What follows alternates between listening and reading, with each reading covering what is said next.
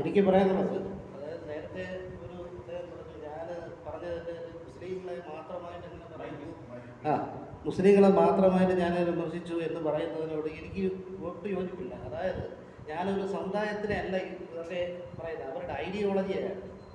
അതായത് ഞാൻ പറയുന്നത് അബ്ദുൽ കലാമിനെ നെഞ്ചിലേറ്റുകയും കസബിനെ തൂങ്ങിക്കൊല്ലുകയും തന്നെയാണ് വേണ്ടത്.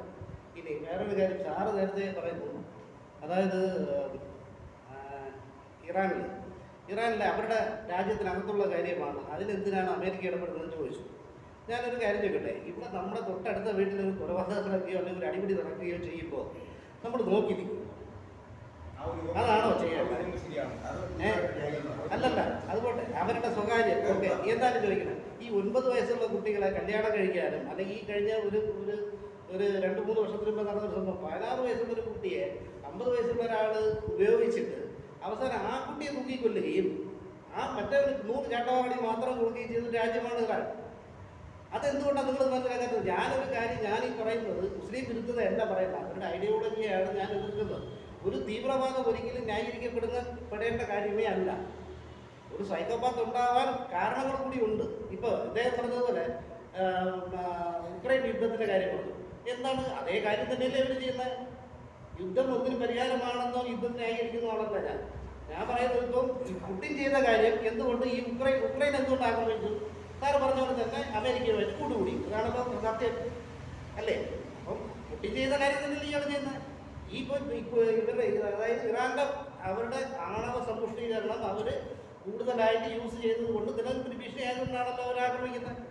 അപ്പോൾ അത് അവരുടെയൊക്കെ ഇത് നമ്മുടെ 2 ഭാഗം ഒരേപോലെ കണ്ടത്. പുടിൻ ചെയ്യുമ്പോൾ ശരിയാണെന്നും പുടിൻ ചെയ്യുമ്പോൾ ശരിയാണെന്നും അല്ലെങ്കിൽ ഇപ്പോൾ ഇയാൾ ചെയ്യുമ്പോൾ സൈക്കോപാത്താണെന്നും പറയുന്നവരൊന്നും ഇത് സൈക്കോപാത്തായിരിക്കാം.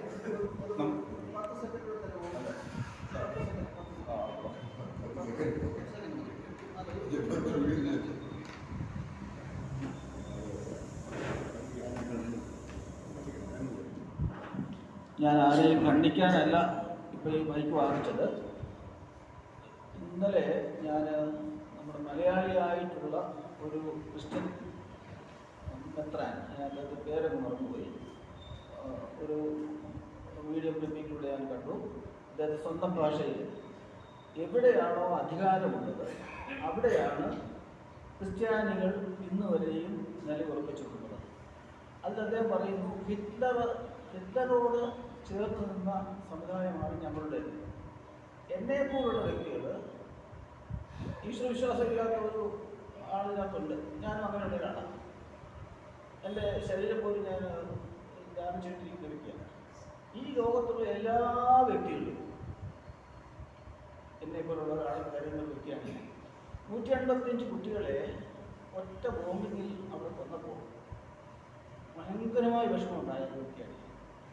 അവിടെ ക്രിസ്ത്യാനിയോ മുസ്ലിമോ ഒന്നുമില്ല. പിന്നെ ഒരു രാഷ്ട്രത്തിന് അവർക്ക് അവരുടേതായിട്ടുള്ള പരമാധികാരത്തിനകത്തേക്ക് മറ്റൊരാൾ കടന്നു കയറുന്നത് ഒരിക്കലും അംഗീകരിക്കാൻ ഞാൻ തയ്യാറല്ല. ആരെന്ത് പറഞ്ഞാലും അത്രമേ ഞാൻ പറഞ്ഞിട്ടുള്ളൂ.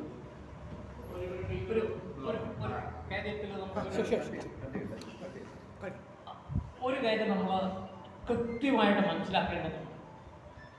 സൈക്കോപാത്ത് എന്ന് പറയുമ്പോൾ, സൈക്കോ എന്ന് പറഞ്ഞു കഴിഞ്ഞാൽ തന്നെ മൈൻഡാണ്, മനസ്സാണ്.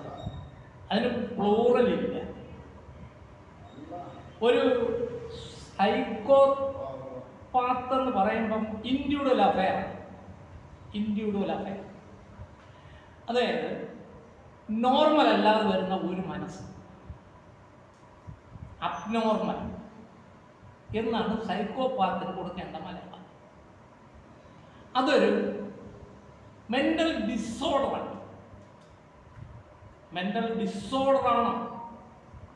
Sharp word, mental disorder by an individual mind.